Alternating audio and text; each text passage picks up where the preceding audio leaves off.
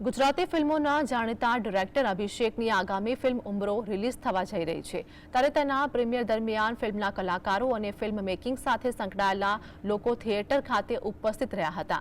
ફિલ્મની વાર્તા ઘણી રસપ્રદ છે। ફિલ્મમાં 7 એવી ગુજરાતીઓની વાત છે કે જે લંડન પહેલીવાર ફરવા જઈ રહી છે। તેમની આસપાસ વણાયેલી આ વાર્તા એના રસપ્રદ પાત્રો અને લંડનની એમની સફર કેવા વળાંકો લે છે અને તેઓ પરિસ્થિતિઓમાંથી કેવી રીતે બહાર આવે છે એની રોમાંચ જગાવતી એક હળવી વાર્તા એટલે કે ઉમરો। ફિલ્મના ટીઝરે તો દર્શકોમાં ખાસો રોમાંસ જગાવ્યો અને જેને હવે તેનું ટ્રેલર પણ રિલીઝ થઈ ચૂક્યું છે।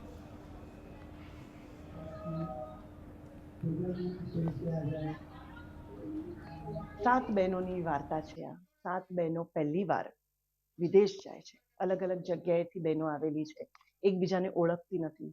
દરેક કોઈને પ્રોબ્લેમ છે, કોઈને નથી પ્રોબ્લેમ, અને છતાંય ભેગી થાય છે અને કેવી રીતે પહેલીવાર વિદેશ જાય છે અને વિદેશની ધરતી પર જઈને ભેગી થાય છે, એ આ વાત છે। તમને ચોક્કસ ગમશે।